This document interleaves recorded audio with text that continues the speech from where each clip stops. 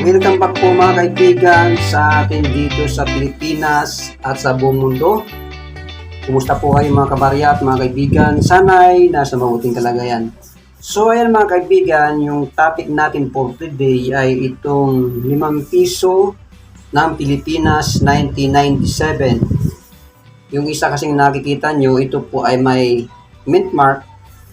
Ito naman ay walang mint mark. Meron tayong isang pirasong may mint mark at mayroon tayong 4 pirasong walang mint mark. So ayan mga kaibigan, tuturo ko na rin sa inyo kung paano makita ang mint mark. Magkano ba ito ngayon sa circulation or sa local buying sa Pilipinas, sa online? Ito po ba ay nabibili o hindi? Kaya kung may 1997 ka, makinig kang maigi sa aking sasabihin para malaman nyo ang tunay na presyo nito, lalong-lalo na sa mga bago. And don't forget to subscribe mga kaibigan, support sa aking channel, Alejandro Bilgat TV. So ayan mga kaibigan, nakikita nyo dyan, itong aking 5 peso. Ayan, unahin ko itong isa, 1997, na may mint mark. Ito po yung mint mark ng parang F. Pagka may F or mint mark, yan po ay gawa sa Pilipinas, year 1997. At ito namang isa, itong 4 ay 1997 na walang mint mark.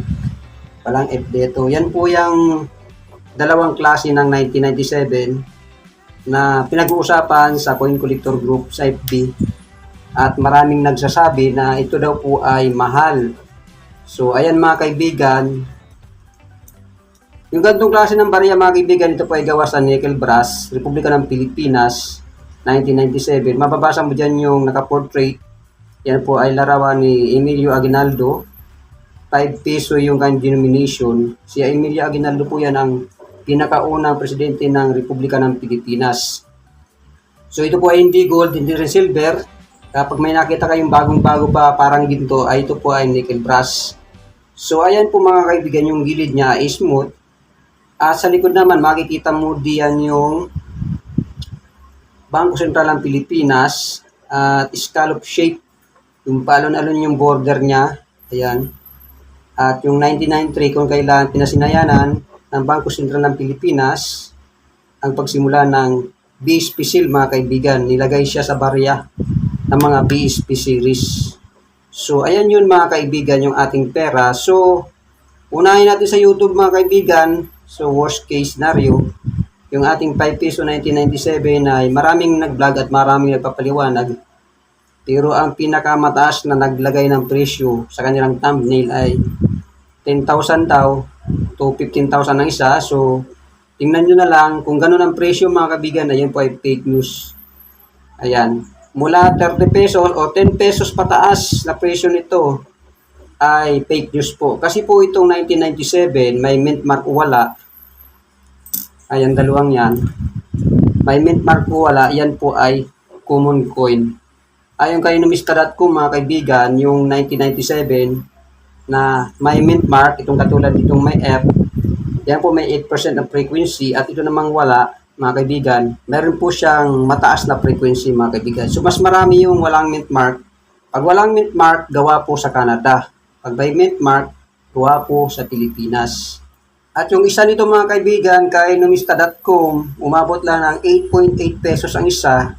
At yung UNC, yung napakakinang, ay umabot ng 50 pesos mga kaibigan kay numista.com. So bali ang condition ng mga barya mga kaibigan ay yung iba good condition, yung iba ay hindi na good condition.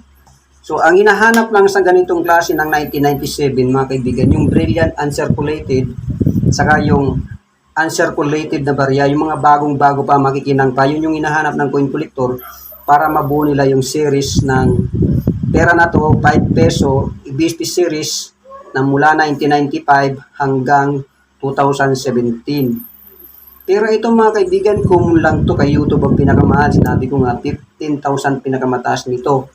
So, dumako naman tayo mga kaibigan sa online. Sa online kay ebay.com ay may nagbebenta o nagpo-post na nagkakalaga na isang piraso ng 745.03 pesos. At kay Carousel may nakapost at nagbibenta mga kaibigan ng 150 pesos isa. Pero mga kaibigan, dumago tayo sa talagang reality sa mga coin collector group sa FB mga kaibigan. Kung kasali ka sa mga coin collector group sa FB katulad ni Numismatiko ng Pilipinas, yan, maraming mga coin collector group sa FB sa Pilipinas mga kaibigan. Itong 1997 ay nakikita ko, hinahanap lang talaga uncirculated saka bio condition kasi napaka-common ito. Hindi po ito nabebenta at hindi po nabibili. Kahit ibenta mo yan ng 10 piso, walang bibili. Kaya yung magpresyo ng 10 piso pataas ay fake news. Kaya ito po ay face value lang. Walang additional value mga kaibigan. Subali ang hinahanap sa ganitong bariya na 1997 para makapagbenta kayo ay yung mga kaibigan yung mga error coin. Halimbawa ito, may dati na ako na-vlog year 2014. Mahaba ang baba. Pag mahaba ang baba, ibig sabihin error coin. Kung nawala yung 5 piso, 5 dito, error coin po yan. O kaya, pareho, harap dyan po ay mga error coin. Yun po yung pwedeng mabenta sa mga gantong barya mga kaibigan. Kasi nga common coin, face value, hindi po nabibinta ang ganitong klase ng barya. Kung itatanong niyo naman mga kaibigan sa akin yung tungkol sa ano ba yung nabibili sa mga 5 pisong nickel brass BSP series. Ang pinakamalapit na year yung 1996 na walang mint mark mga kaibigan. Pag nakakita kayong 1996 nang walang F, yan po yung libo ang isa. At saka yung 1998 naman na mayroong F, yun po ay libo din pataas ang isa mga kaibigan. Yun po yung hahanapin nyo sa ganitong klase ng barya mga kaibigan. Saka yung year 2006. Libo na rin po ang presyo ng year 2006. So ayan mga kaibigan, by the way, nakakuha nga pala ko ng isang piraso, 1999. Ito po yung ngayong linggo nakakuha tayong 1999. Ito pong 1999 ay may mint mark. Ito po ay semi-hard to find. Kung bio condition, naabot na po yan ng 100 pesos pataas ang isa.